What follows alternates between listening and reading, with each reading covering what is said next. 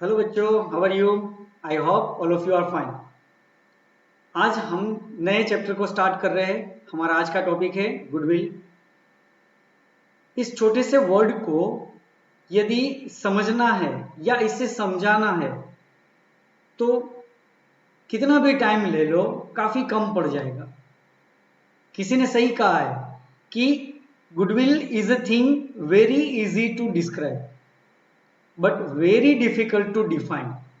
समझाना आसान है लेकिन इसे डिफाइन करना है ना, वो बहुत डिफिकल्ट है। आज सीखते हैं कि इस छोटे से वर्ड को क्या अहमियत दी गई है अकाउंटेंसी के अंदर। बच्चे, ये गुडविल है ना, वो वर्ड को, उसकी डेफिनेशन को समझने से पहले मैं आपको कई सारे एग्जाम्पल्स के थ्रू आगे बढ़ाऊंगा। सबसे पहले, जो आप फर्नीचर बनाते हो, वो फर्नीचर एक प्लाईवुड की शीट से बनाया जाता है, राइट? वो प्लाईवुड की शीट के ऊपर कुछ चिपकाया जाता है जिससे वो फर्नीचर है ना, वो काफी अट्रैक्टिव लगता है और फिनिशिंग वाला होता है। उस शीट को क्या बोला जाता है, आपको पता है? ऑफ कोर्स आप क्या बोलोगे, हाँ सर हमें पता है, उसे सनमाइका बोलते है ना। ना मेरे बच्चे, उसे लेमिनेट शीट बोलते हैं। वो लेमिनेट शीट है।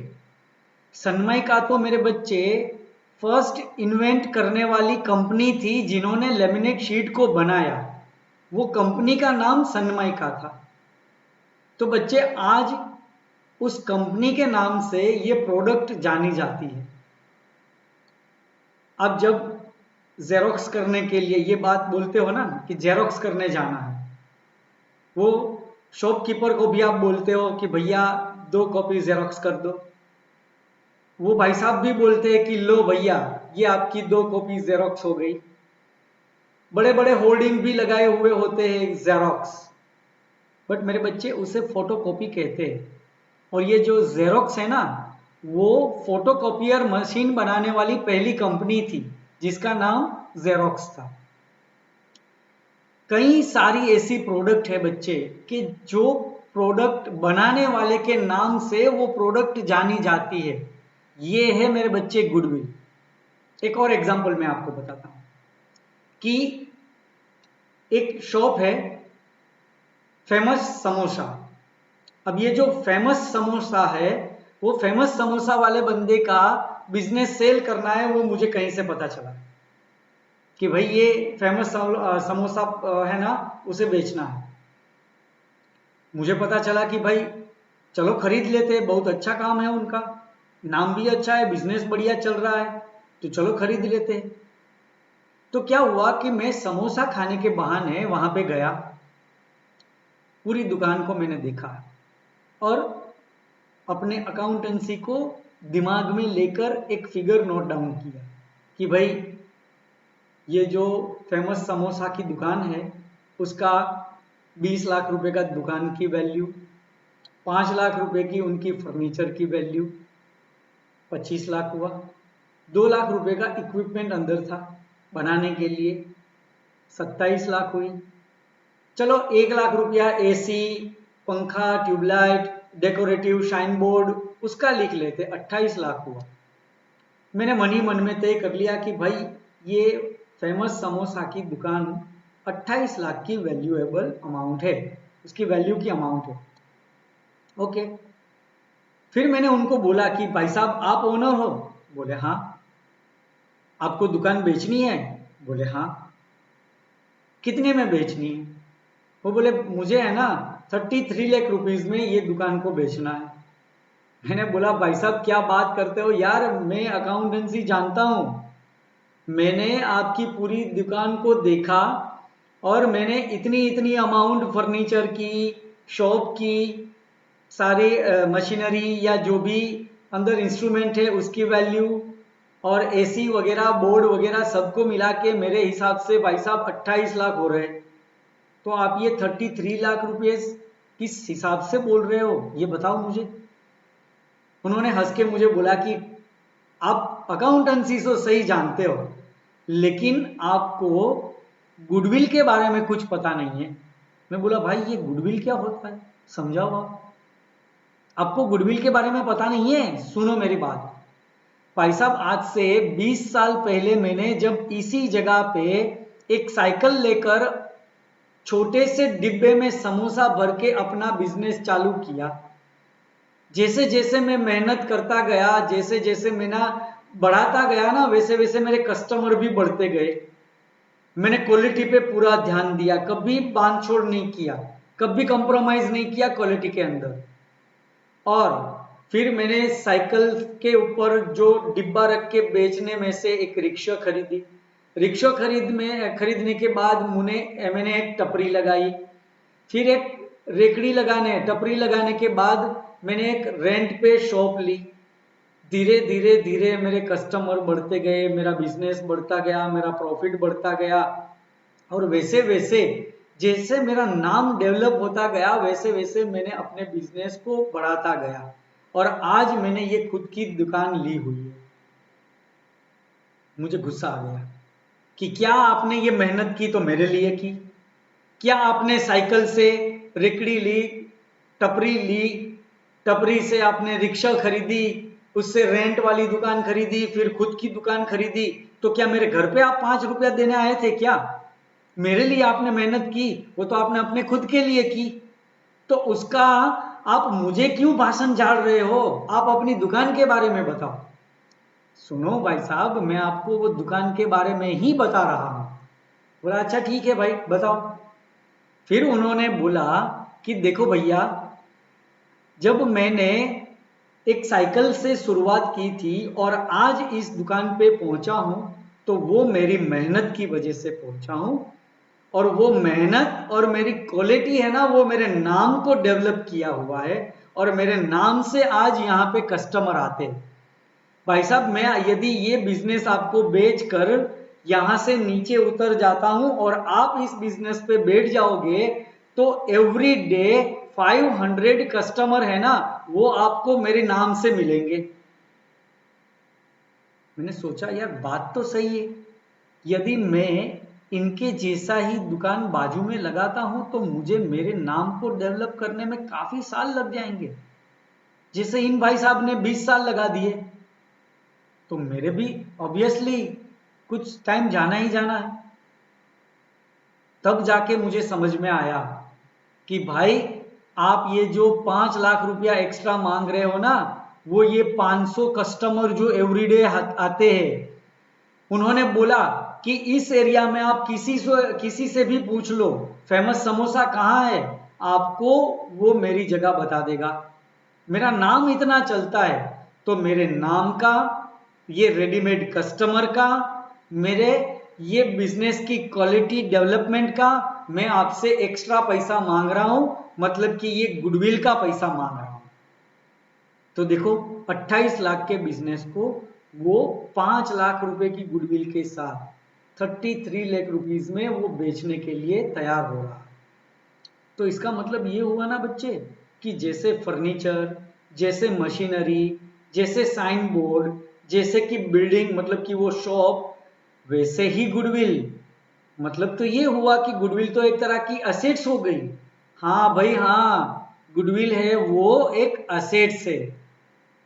अब आप बोलोगे कि सर फर्नीचर दिखता है, मशीनरी दिखती है, इंस्ट्रूमेंट्स दिखते हैं, एसी पंखा ट्यूबलाइट दिख रहा है, वो शाइन बोर्ड भी दिख रहा है, वो शॉप भी दिख रही है, लेकिन गुडविल तो कहीं दिख नहीं रही है।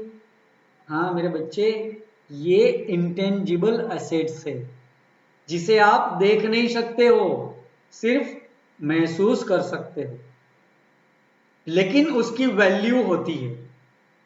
कई सारी ऐसी एसेट्स है मेरे बच्चे जो इंटेंजिबल एसेट्स है।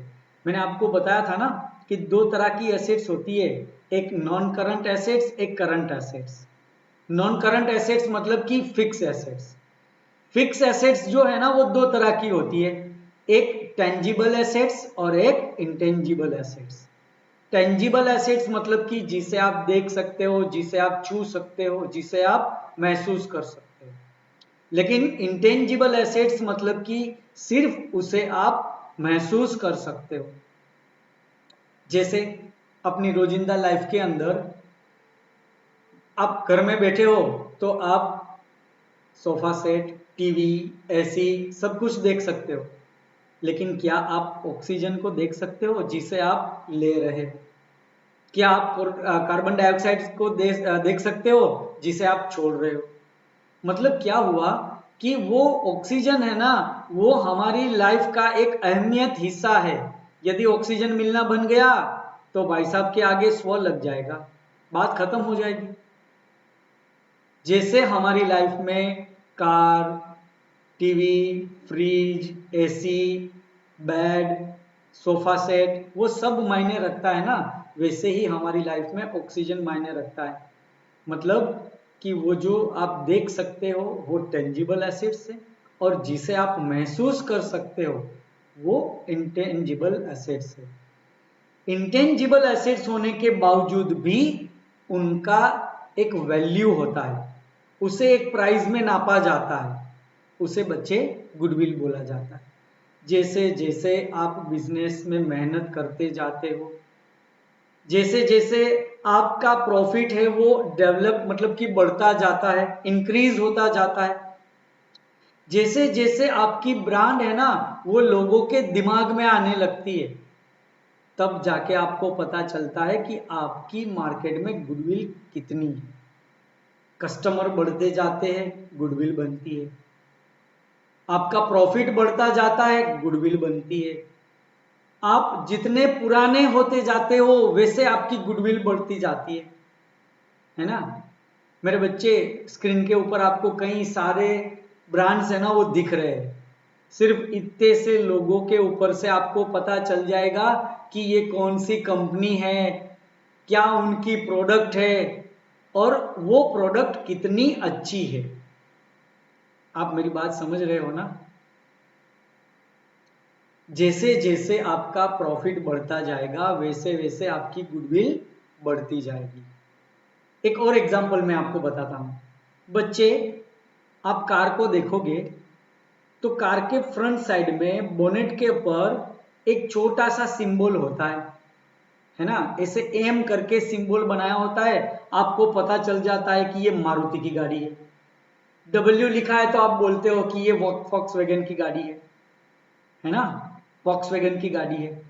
आप उसमें टी वाला सिंबल देखते हो तो ये टाटा है। थोड़ा सा डिफरेंट टी आपने देखा तो पता चल गया कि ये टोयोटा की कार है। कहने का मतलब क्या है बेटा कि इतने से लोगों के ऊपर आपको पूरी कंपनी के बारे में पता चल जाता है, उसकी प्रोडक्ट के बारे में पता चल जाता है। ये है गुडविल। समझ में आ रही है मेरी बात आपको बच्चे? हाँ, इसीलिए यहां पे बोला गया है कि गुडविल को डिस्क्राइब करना आसान है, लेकिन उसको डिफाइन करना बहुत ही डिफिकल्ट है। समझ में आ रही है मेरे बच्चे बात? हाँ, तो इसी गुडविल को कौन से वे से डेवलप किया जाता है, या फिर गुडविल को डेवलप करने में कौन कौन से जो एसेंशियल फैक्टर्स है जो अफेक्ट करते हैं, उसके बारे में हम थोड़ा नॉलेज अभी बढ़ाएंगे। देखते हैं हमारी स्क्रीन के ऊपर के factor affecting the value of goodwill. कौन से फैक्टर्स है जो गुडविल की वैल्यू को इफेक्ट करते हैं, किस बात से आपकी गुडविल बढ़ती है और किस बात से आपकी गुडविल है ना वो डिक्रीज होती है। देखो स्क्रीन के ऊपर। तो आइए देखते हैं कौन कौन से फैक्टर है जो गुडविल को अफेक्ट करते हैं। सबसे पहले एफिशिएंट मैनेजमेंट। तो ये जो एफिशिएंट मैनेजमेंट है, एफिशिएंट मैनेजमेंट मतलब क्या? तो कि मेरे बच्चे, जब आप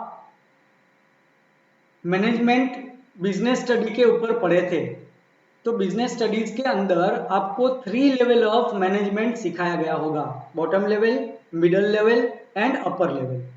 तो ये तीनों जो मैनेजमेंट है वो यदि एक्सपीरियंस पर्सन के साथ एक कैपेबल तरीके से एक दूसरे के साथ में एक कंपटीशन के टाइम पे अच्छा मैनेजमेंट करने की क्षमता है, तो मतलब कि आपकी गुडविल है वो अदर फर्म की साथ साथ में अब अदर फर्म के कंपैरिजन में काफ़ी ज़्यादा है, क्योंकि एफिशिएंट मैनेजमेंट है ना, वो आपके प्रोडक्शन को, वो आपके सेल को, वो आपकी क्वालिटी को, वो आपके गुडविल को, वो आपके प्रॉफिट को बढ़ाया जाता है।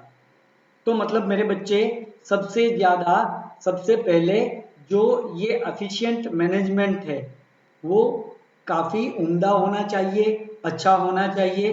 उसके बाद फेवरेबल लोकेशन, आपका जो बिजनेस है ना वो एक वैसे लोकेशन में होना चाहिए कि वहाँ पे वो गुड्स जो आप बेच रहे हो वो ज़्यादा बिक सके, या फिर कस्टमर इजीली आप तक आ सके।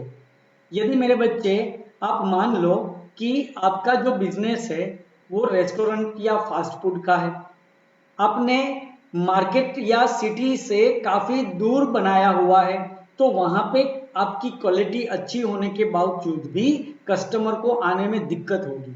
लेकिन उसकी जगह पे यदि आपने अपना बिजनेस है वो मार्केट या कस्टमर जहाँ पे आसानी से आ सके वैसे लोकेशन में बनाया है, तो मतलब कि वहाँ पे कस्टमर को आना आसान हो जाएगा, आपका बिजनेस है वो बढ़ जाएगा, डिमांड बढ़ेगा, आपकी सप्लाई बढ़ेगी, साथ साथ में प्रॉफिट भी बढ़ेगा, मतलब कि आपकी गुडविल भी बढ़ेगी।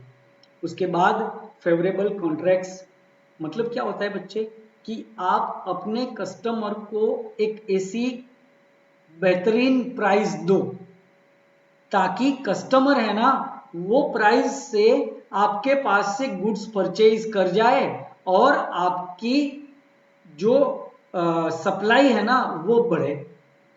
वैसे कॉन्ट्रैक्ट्स को फेवरेबल कॉन्ट्रैक्ट्स बोला जाता है, मतलब कि एक प्राइस आप अच्छी डील कस्टमर को दो। फिर उसके बाद आता है लॉन्गर एस्टैब्लिशमेंट ऑफ बिजनेस, जितना आपका बिजनेस लंबे समय तक चलेगा कस्टमर देखता है। आज मान लो कि मैंने एक एसी खरीदा, अब एसी के अंदर दिया हुआ है कि भाई 5 साल की कंप्रेसर की वारंटी, तो इसका मतलब ये हुआ ना कि कंपनी को लगता है कि ये आगे आने वाले 5 साल तक तो हिलने वाली नहीं है। आप मेरी बात को समझ रहे हो? तो मुझे एक ऐसा महसूस होगा कि मैं एज ए कस्टमर इस प्रोडक्ट को परचेज करने के टाइम सेफ हूं, मतलब कि ये बिजनेस अभी भी लंबे समय तक चलने वाला है। वैसा दिलासा आप अपने कस्टमर को दो। कस्टमर को लगना चाहिए कि ये जो बिजनेस है वो लंबे समय तक चलने वाला है, ये जो फर्म है उसकी कैपेबिलिटी इतनी स्ट्रॉन्ग है कि ये बहुत लंबे समय तक चलेगा। धीरूभाई ने रिलायंस इंडस्ट्रीज बनाया, आज धीरूभाई नहीं है फिर भी रिलायंस इंडस्ट्रीज मुकेश चला रहे हैं। मुकेश जब नहीं रहेंगे तो भी उनके पुत्र, उनके सन आकाश वो बिजनेस को चलाएंगे। रिलायंस इंडस्ट्रीज सालों साल रहेगी। वैसा उनकी प्रोडक्ट को परचेज करने के टाइम पे यदि हमें फील हो रहा है तो मतलब कि उसकी गुडविल में वो बढ़ावा हो रहा है। समझ में आई मेरी बात? फिर उसके बाद एडवांटेजेस ऑफ पेटेंट। मेरे बच्चे, ये जो पेटेंट वर्ड है ना वो सेल्फ एक इंटेंजिबल एसेट्स है।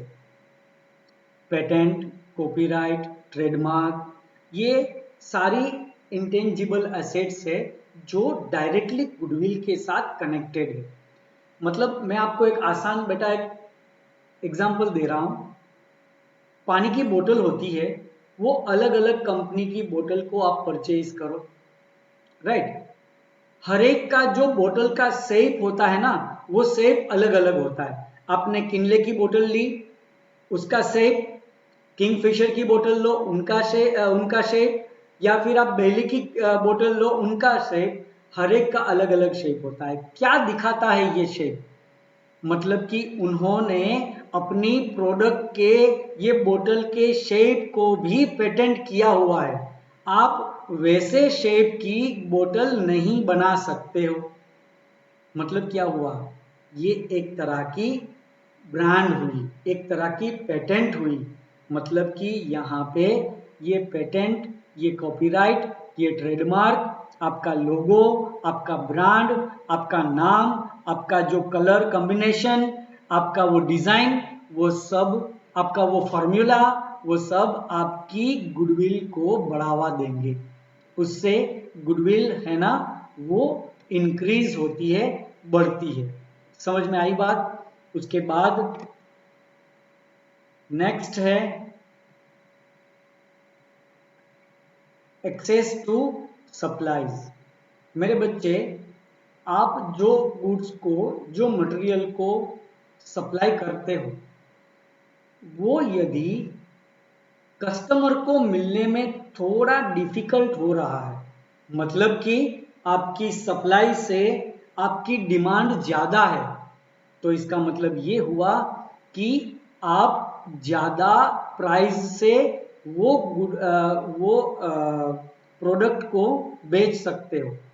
लेकिन मेरे बच्चे, वो प्रोडक्ट को सप्लाई से आप सफिशिएंट सप्लाई नहीं दे रहे हो डिमांड के सामने, तो मतलब एक टाइम ऐसा आएगा कि कस्टमर है ना वो आपसे परेशान होके आपका कोई एक सब्स्टिट्यूट ढूंढ ले। तो इस सप्लाई को एक्सेस करना, उसे सेट करना, वो बहुत ही एक अहमियत भरा हिस्सा, अहमियत भरा एक स्टेप है जो आपको हमेशा बनाए रखना होगा। मैं आपको एक एग्जांपल देता हूं। एक प्रोडक्ट है जिसे मैं ऑनलाइन परचेज करना चाहता हूं। अब वो प्रोडक्ट है ना, उसके लिए मैंने सर्च किया तो आउट ऑफ स्टॉक दिखा रहा है। मैंने 15 दिन के बाद वापस देखा, आउट ऑफ स्टॉक। थोड़े समय बाद देखा, आउट ऑफ स्टॉक। मतलब क्या होता है कि बार बार मुझे एक ही मैसेज वहां पे दिख रहा है, आउट ऑफ स्टॉक। मतलब क्या होता है कि कंपनी अपनी डिमांड के सामने सप्लाई चेन को नहीं बना सकी, है ना। तो क्या हो गया कि एक टाइम ऐसा आ जाएगा कि मुझे सब्स्टिट्यूट ढूंढने पे मजबूर हो जाना पड़ेगा। फिर मैं क्या बताऊंगा सब लोगों को कि भाई ये जो कंपनी है ना, भले यार उसकी प्रोडक्ट अच्छी आती है, लेकिन यार कभी स्टॉक होता ही नहीं है, इससे तो अच्छा ये है, आप ये प्रोडक्ट को खरीद लो। तो ये जो एक्सेस है ना सप्लाई चेन की, वो बनाना मतलब कि आपकी गुडविल को बढ़ावा देना। Next, quality. ऑफ कोर्स मेरे बच्चे, बिना क्वालिटी के कभी आप गुडविल को नहीं डेवलप कर सकते हो। आप मैकडी में पिज्जा, वो बर्गर खाने जाते हो, है ना। अब 99 रुपीज प्लस टैक्स वाला जो बर्गर होता है, जिसमें एक बन होता है पाव, उसके अंदर एक आलू टिक्की होती है, ऊपर नीचे मायोनीज और गोभी पत्ता लगाया हुआ होता है, और थोड़ी चटनी वगैरह सब लगाया हुआ होता है, और क्या नहीं, कुछ नहीं। वही बर्गर को यदि आप दूसरी जगह पे खाने जाते हो तो वो 35 रुपीज में आता है, जिसमें गोभी पत्ता, मायोनीज, आलू टिक्की सब वगैरह होता है।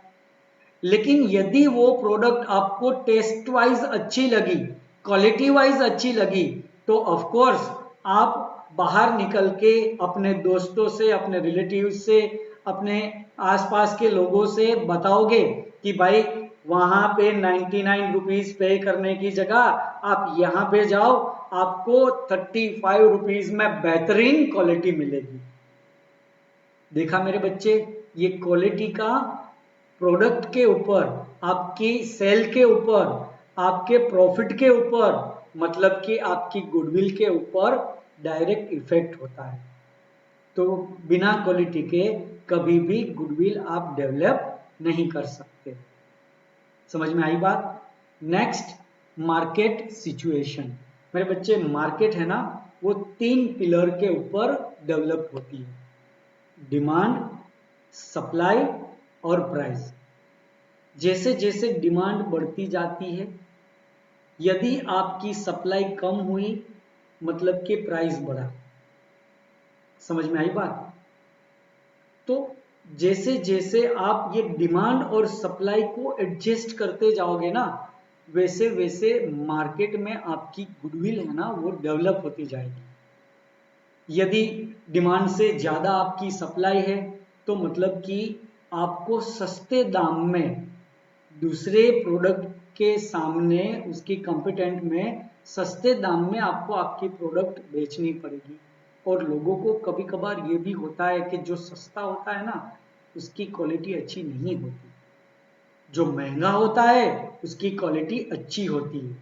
तो मतलब ये सस्ता महंगा, ये डिमांड और सप्लाई और प्राइस, उनको जो आप मार्केट की सिचुएशन में बना के रखते हो उससे आपकी गुडविल है ना वो डेवलप होती है।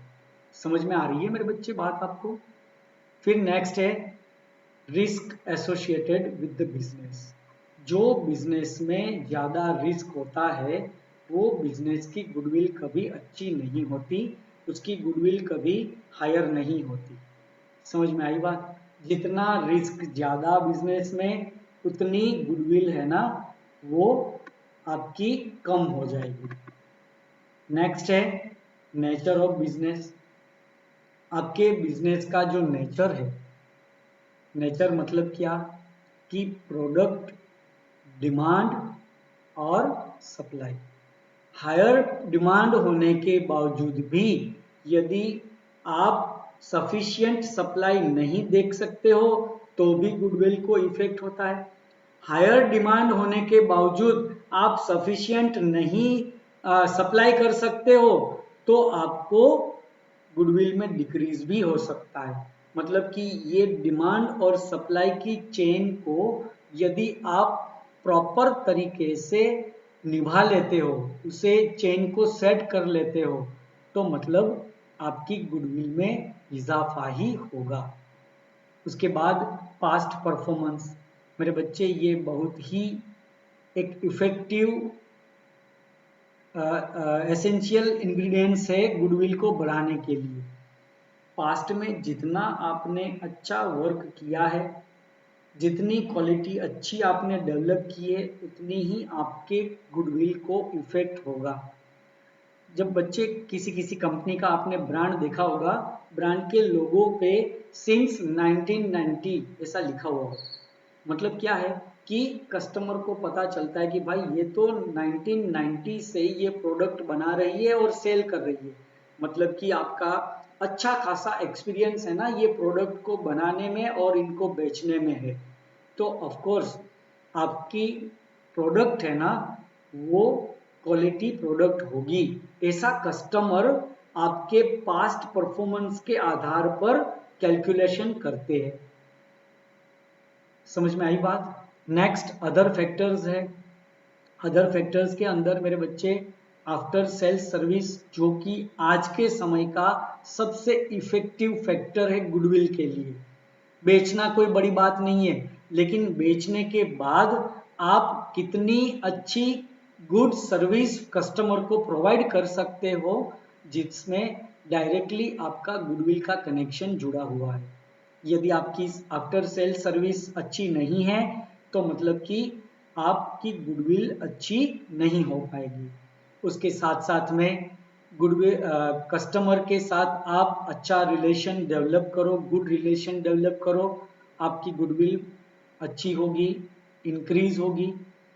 आप अपने लेबर के साथ, आप अपने एम्प्लॉयज़ के साथ गुड रिलेशनशिप बनाओ ताकि आप ज़्यादा से ज़्यादा इफेक्टिव प्रोडक्शन कर सको, कॉस्ट वाइज अच्छा प्रोडक्शन कर सको, ज़्यादा आप सप्लाई कर सको, ज़्यादा आप आपकी डिमांड को फुलफिल कर सको, ज़्यादा से ज़्यादा आप प्रॉफिट अर्न कर सको और फाइनली उस प्रॉफिट का आप गुडविल के ऊपर डायरेक्टली इफेक्ट कर सको, गुडविल को इंक्रीज कर सको।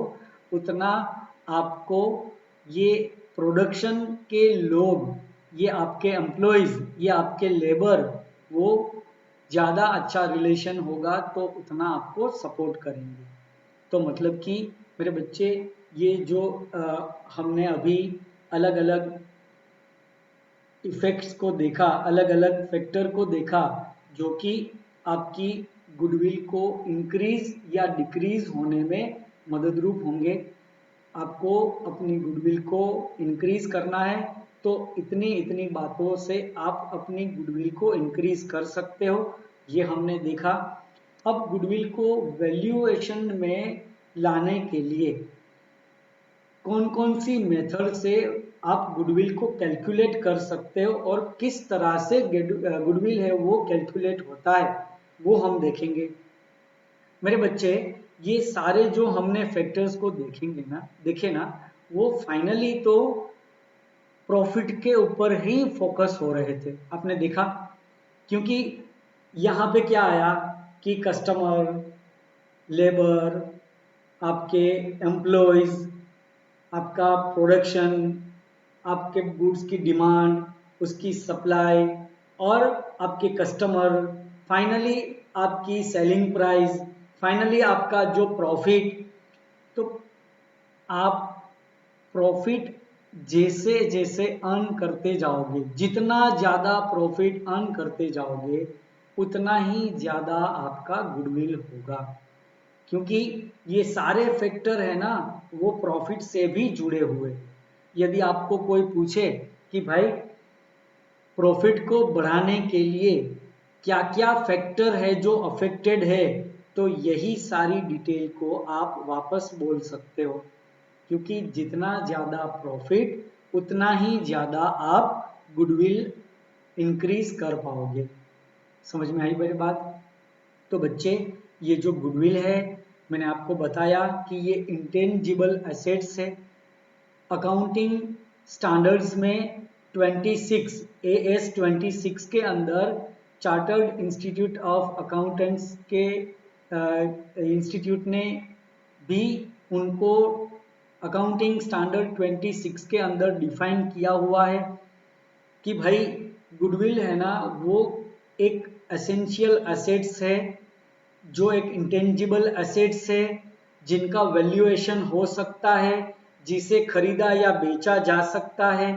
लेकिन एक बात वहां पे क्लियरली नोटिफाई किया हुआ है कि जब तक आप गुडविल को परचेज नहीं करते हो तब तक आप गुडविल को अकाउंटेंसी के अंदर नहीं लिख सकते। मतलब कि सेल्फ जनरेटेड गुडविल कभी भी बुक्स ऑफ अकाउंटेंसी में नहीं लिखा जा सकता। समझ में आई बात? तो देखते हैं अभी नेक्स्ट कि कौन कौन सी मेथड है जिससे गुडविल को कैलकुलेट किया जाता है। तो बच्चे, method of valuation of goodwill, जिसके अंदर फर्स्ट मेथड है वो है एवरेज प्रॉफिट मेथड, जिसके अंदर दो मेथड है, एक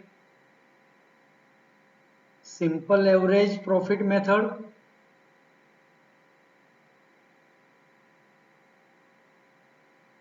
और सेकंड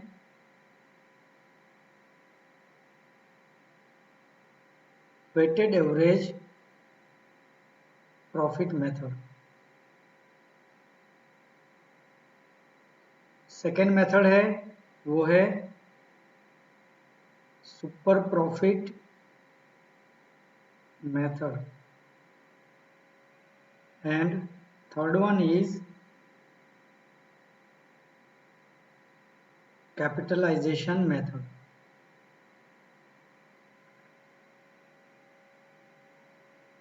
तीन मेथड से, अलग अलग मेथड से गुडविल को कैलकुलेट किया जाता है, उसका वैल्यूएशन होता है। सबसे पहले आज हम सीखेंगे एवरेज प्रॉफिट मेथड में simple average profit method.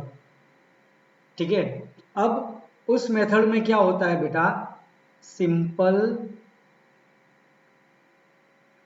Average profit method. इस मेथड में, इस मेथड के कैलकुलेशन में आपको जो बिजनेस का नॉर्मल प्रॉफिट होता है, जो हर साल बिजनेस प्रॉफिट जनरेट करता है ना, पिछले कुछ सालों का वो प्रॉफिट एवरेज किया जाता है और उस एवरेज किए हुए प्रॉफिट में फिर नंबर ऑफ ईयर्स परचेज, एक वर्ड है ध्यान देना, नंबर ऑफ ईयर्स परचेज। अब बच्चे, सबसे पहले मैं आपको एक बात बताना चाहता हूं इस मेथड को सीखने से पहले कि भाई हम अभी जो पार्टनरशिप फॉर्म के अकाउंटिंग के बारे में सीख रहे हैं, तो हमें यहाँ पे गुडविल की क्या जरूरत है। तो मेरे बच्चे ध्यान से सुनना कि जब कोई फॉर्म के अंदर नया पार्टनर आता है तो वो पार्टनर को क्या मैं ऐसे ही अपना शेयर दे दूंगा प्रॉफिट का? नहीं ना। मतलब क्या हुआ बच्चे कि आज समझो ए एंड बी एक फर्म में पार्टनर है, 3:2 का उनका प्रॉफिट शेयरिंग रेशियो है। अब ये 3:2 मतलब क्या? एक एप्पल है, वो एप्पल के इन लोगों ने 5 हिस्से किए, 5 हिस्सों में जो 3 हिस्से है, 3 पीस है, वो ए खा जाएगा और ये जो 2 हिस्से है वो बी खाएगा। मतलब कि 3:2 टोटल 5 हिस्सा किया गया। इसीलिए हम लोग जब प्रॉफिट का डिस्ट्रीब्यूशन करते हैं ना बच्चे, तो 3/5 और 2/5 लिखते हैं कि भाई टोटल हमने 5 हिस्से किए, 5 में से 3 ए के और 5 में से 2 बी के। समझ में आई बात? और इस तरह से हमेशा प्रॉफिट का जो एप्पल होता है ना वो एक ही होता है। मतलब कि इन दोनों का टोटल है ना वो एक ही होगा। प्रॉफिट का शेयर हमेशा टोटल कितना होगा? एक होगा। समझ में आई बात? अब क्या हुआ मेरे बच्चे कि एक नया बंदा आया सी कि भाई मुझे बिजनेस में पार्टनर बनाओ। एप्पल कितना है? एक ही है, राइट। अब इस एप्पल के एक हिस्से के अंदर यदि सी को एंट्री देनी है तो मतलब ये हुआ कि या तो ए अपना शेयर सेक्रीफाइस करके थोड़ा बहुत सी को दे, या बी अपने शेयर में से सी को दे, या दोनों अपने अपने शेयर में से थोड़ा थोड़ा सी को दे। मतलब कि without sacrifice of old partner there is no possibility for new partner to enter into the partnership form. तब तक वो एंटर नहीं हो सकता क्योंकि प्रॉफिट ही नहीं देगा, कोई अपने हिस्से का शेयर नहीं देगा, तो नया पार्टनर कैसे एंटर होगा?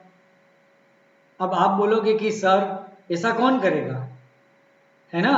ये सी के लिए ये दोनों में से ए और बी अपना शेयर क्यों सेक्रीफाइस करेंगे? तो बी ने बोला कि भाई मैं कैपिटल लेके आऊंगा, मैं कैपिटल लेके आऊंगा। तो ए क्या बोलेगा कि भाई वो तो हमने भी दिया है कैपिटल। बी बोलेगा कि हमने भी कैपिटल दिया हुआ है, इसमें तू क्या नया कर रहा है ये बता। तो सी ने बोला कि अब मैं क्या करूं ये बताओ, मुझे कैसे एंट्री मिलेगी, मुझे प्रॉफिट में शेयर कैसे मिलेगा?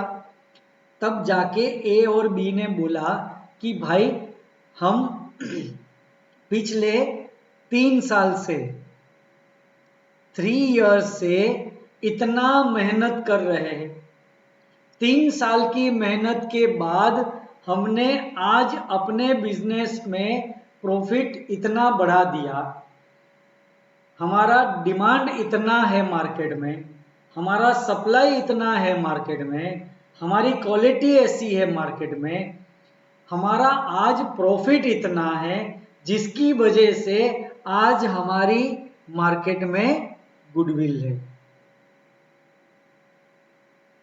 और ये गुडविल बनाने के लिए हमने जो मेहनत किया उस मेहनत का तुझे सीधा सीधा फायदा हो जाएगा।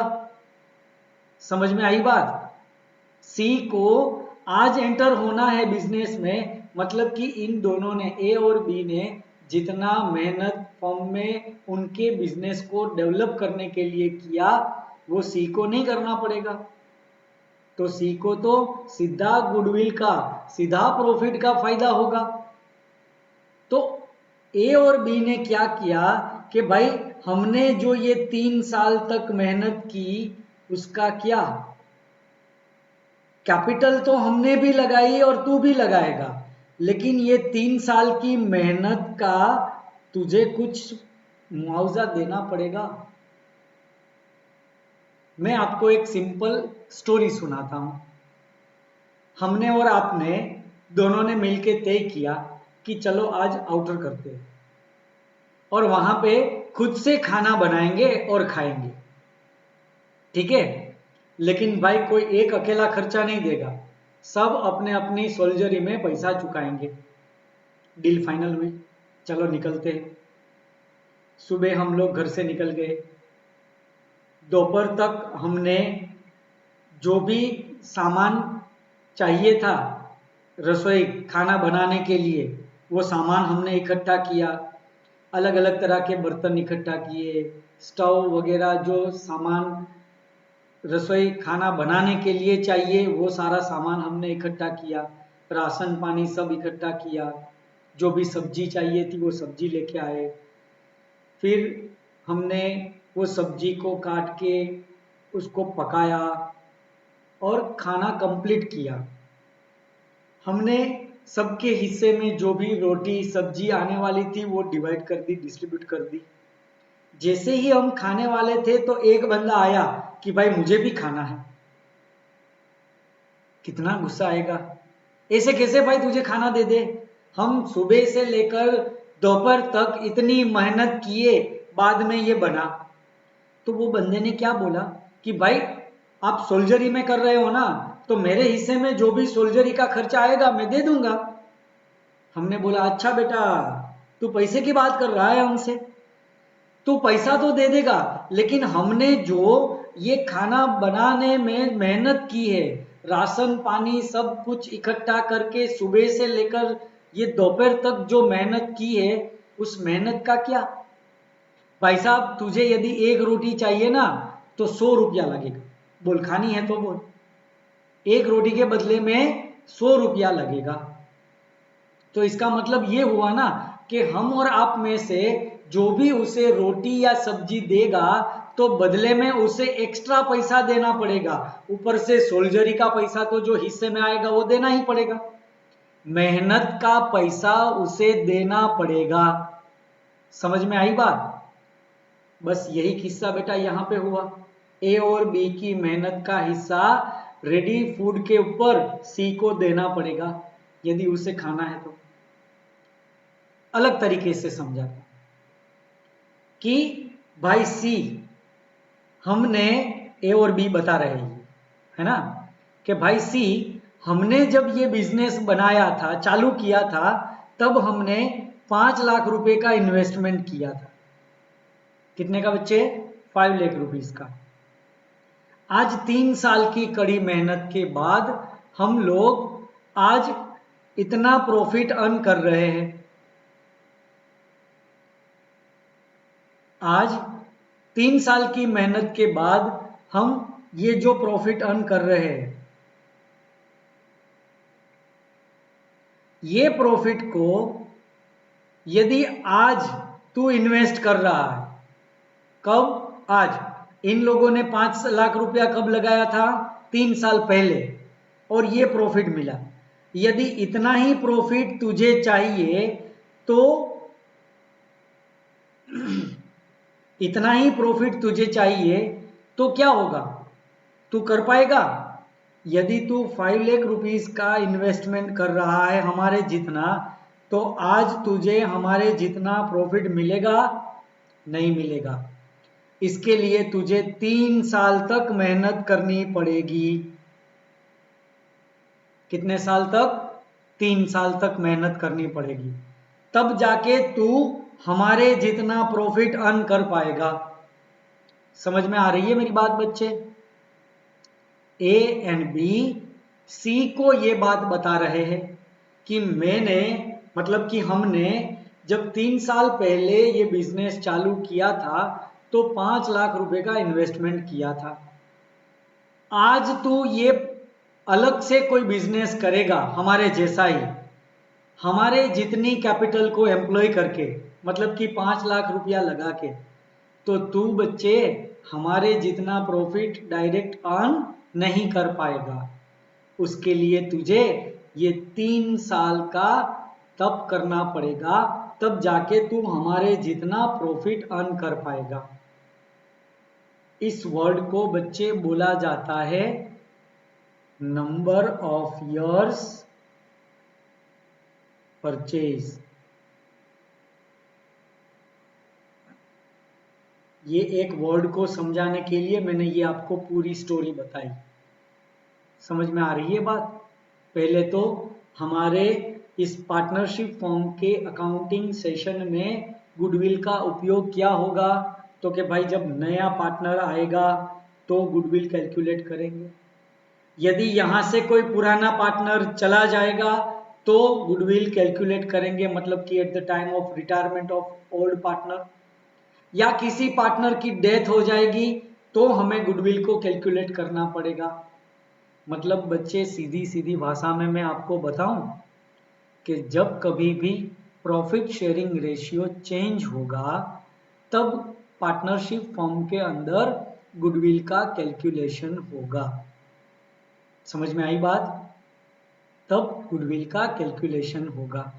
अब ये सिंपल एवरेज प्रॉफिट के बारे में मैं आपको बता रहा था, तो ये जो सिंपल एवरेज प्रॉफिट मेथड है उसके लिए आपको प्रीवियस ईयर का प्रॉफिट दिया होगा, प्रीवियस ईयर के प्रॉफिट को दिया होगा, जिसके ऊपर से आपको एवरेज प्रॉफिट फाइंड करना पड़ेगा। तो average profit is equals to total profit divided by number of years. पिछले 5 साल का प्रॉफिट होगा तो हम लोग क्या करेंगे, 5 साल के प्रॉफिट का टोटल करेंगे और डिवाइडेड बाय 5 करेंगे ताकि हमें एवरेज प्रॉफिट मिले। एवरेज प्रॉफिट फाइंड आउट करने के बाद हमारा फॉर्मूला होगा गुडविल को फाइंड करने के लिए। So goodwill is equals to average profit into multiply by number of year purchase, जो आपको क्वेश्चन में दिया होगा।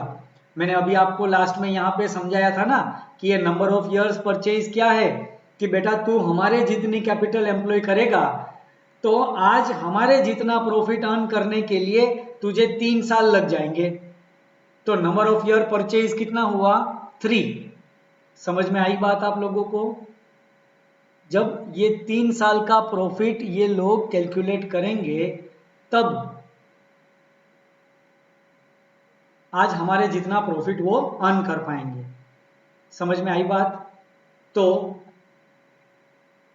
ये मेथड से जुड़े क्वेश्चंस और उनके प्रॉब्लम और सॉल्यूशंस को हम नेक्स्ट लेक्चर में देखेंगे। ठीक है, टिल देन गुड बाय।